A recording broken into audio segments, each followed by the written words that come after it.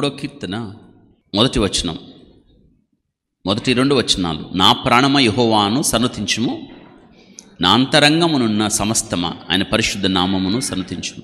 నా ప్రాణమ యెహోవాను సన్నతించుము, ఆయన చేసిన ఉపకారములలో దేనిని. 2 వచనాలు. ఈ 2 వచనాలు మిగతా ఎన్ని వచనాలు ఉన్నాయి అందులో?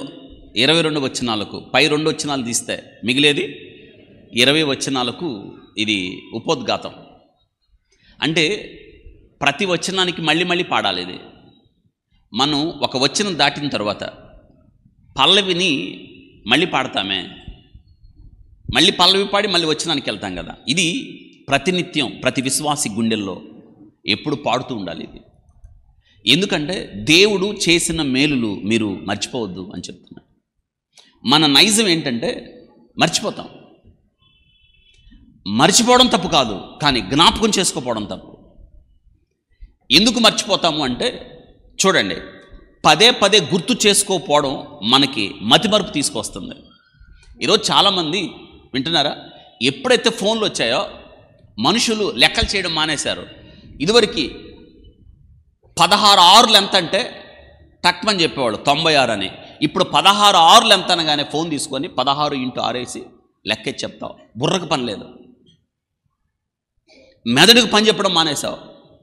ఇదివరకు గుర్తుందా మీకు? చాలా ఫోన్ నెంబర్లు గుర్తుండేవి, చాలా ఫోన్ నెంబర్లు, కానీ ఫోన్ నెంబర్ గుర్తులేవు. ఎందుకంటే ఫోన్ వచ్చిన తర్వాత అందులో ఎవరు ఫోన్ కావాలి నెంబర్ ఉందో వాడి పేరు చెప్తే నెంబర్ వస్తుంది కాబట్టి.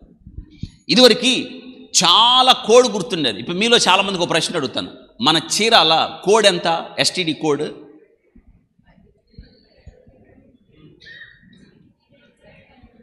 నోటికి వచ్చినట్టు మాట్లాడుతున్నారు. 08594. చాలామందికి తెలియదు ఆ సంగతి. విజయవాడ 0866 కదా. హైదరాబాద్ 040. చాలామందికి కొత్తగా ఉంది కదా, బుర్రలు పాడైపోయినాయి, గుర్తులేవు, మర్చిపోయాం. నేనేమంటానంటే వాక్యం మిగతాయి మర్చిపోయావు, వాక్యం మర్చిపోకూడదు. ఎందుకు మర్చిపోకూడదో ఇక్కడ ఏం చెప్పాడు తెలుసా? అద్భుతమైన విషయం చెప్పాడు. ఎందుకు మర్చిపోవద్దంటే చూడండి, ఆయన ఉపకారాలు దేనిని అన్నాడు. ఎందుకంటే 3వ వచనంలో నీ దోషాలు ఏం చేశాడు? కుదిర్చాడు. సంకటములు కుదిర్చాడు. సమాధిలో నీ ప్రాణాన్ని విమోచించాడు. కరుణా కటాక్షాలు కిరీటం, పక్షిరాజు యవనంతో నీ హృదయమును మేలుతో హృదయాన్ని ఏం చేశాడు? ఎంత బాగా చెప్పాడు చూడండి.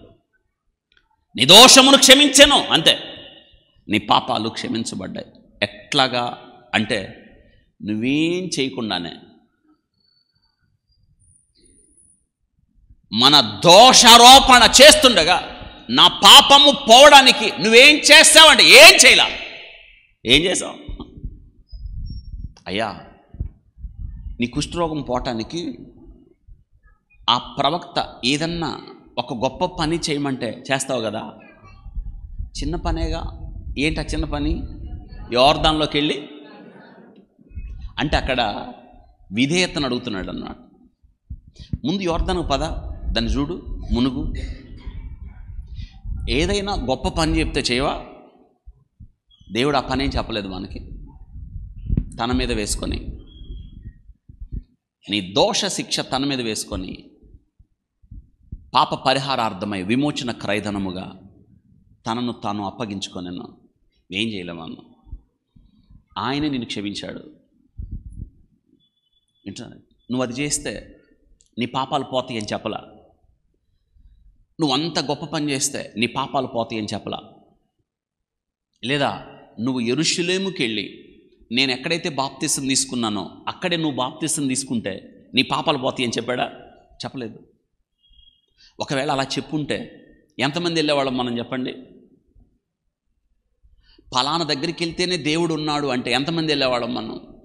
పలానా కొండెక్కితేనే నీకు పరలోకం అంటే ఎంతమంది ఎక్కేవాళ్ళం? అందుకే నీ దగ్గరికి వచ్చాడు దేవుడు, నీ స్థితికి వచ్చాడు, నీ స్థాయికి తగ్గించుకున్నాడు. ఇది నీ దోషాలు తన మీద వేసుకున్నాడు. ఇంత ఉంది దీనిలో.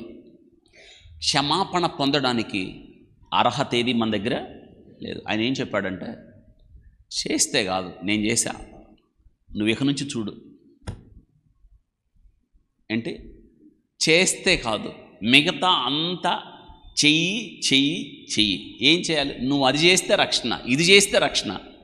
లోకంలో ఉన్న మతాలన్నీ అది చేస్తే ఇది చేస్తే, అక్కడికి వెళ్తే ఇక్కడికి వెళ్తే. కానీ దేవుని వాక్యం చెప్తుంది, నువ్వు చెయ్యవద్దు, వెళ్ళవద్దు.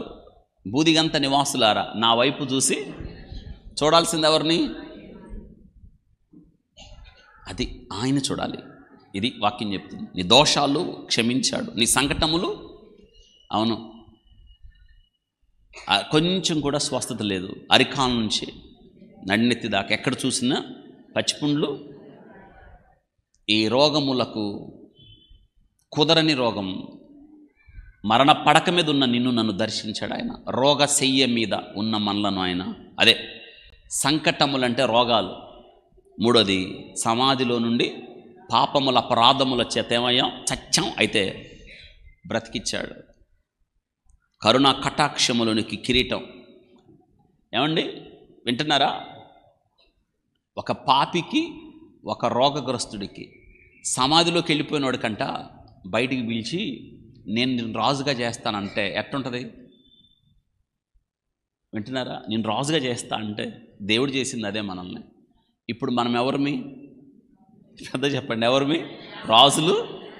మరి మీ మీద కిరీటం ఉందో లేదో చూసుకోండి. ఉందా లేదా? ఉంది.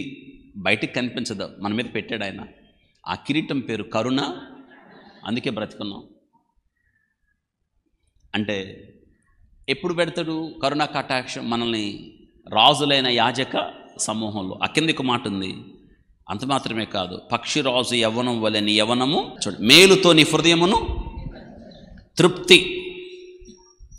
3 చెప్తాను, జాగ్రత్త వినండి. స్టెప్ 1, పాపాలు క్షమించబడ్డాయి. 2, రోగాలు స్వస్థత నొందాయి.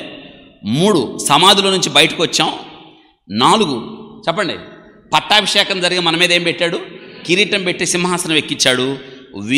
అయిపోయిన తర్వాత విందుశాలకు తోడుకొని వెళ్ళాను. ఏ శాలకు? మరి పట్టాభిషేకం అయిన తర్వాత, పెళ్ళయిన తర్వాత, ఇన్ని అయిన తర్వాత భోజనాలకు వెళ్ళాలి మనం.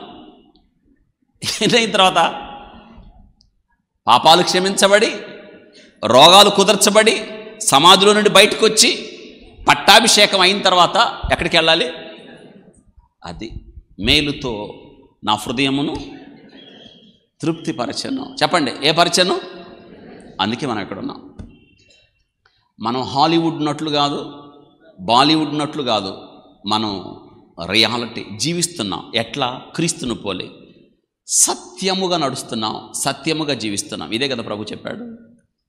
అందుకే నా ప్రాణమా, ఆయన చేసిన ఉపకారాల్లో దేన్ని? రొట్టెను చూస్తున్నప్పుడు, ప్రభా 10,000 మందిలో గుర్తింపుదగిన నీవు నా కొరకు చూడనొల్లని వ్యసనాక్రాంతుడిగా జీవాహారంగా రూపును కోల్పోయావు, నాకు రూపునిచ్చావు. దరిద్రతను అనుభవించావు, నాకు మహిమనిచ్చావు. నీవు సింహాసనాన్ని విడిచి నన్ను సింహాసనం మీద కూర్చోబెట్టావు. మంటిని మహిమకు మార్చావు. ఇదిగో రొట్టె. ఆయన రసపాత్ర, నా కొరకు కార్చబడిన క్రీస్తు కల్వరి రక్తం, యేసు రక్తం. ప్రతి పాపము నుండి నన్ను, వాటిని పట్టుకున్నప్పుడు మనం ఎంతగా కృతజ్ఞతగా, ఎంతగా ఆరాధించాలి. అదే ఆత్మతో సత్యముతో ఆయన్ని మనం ఆరాధించాలి.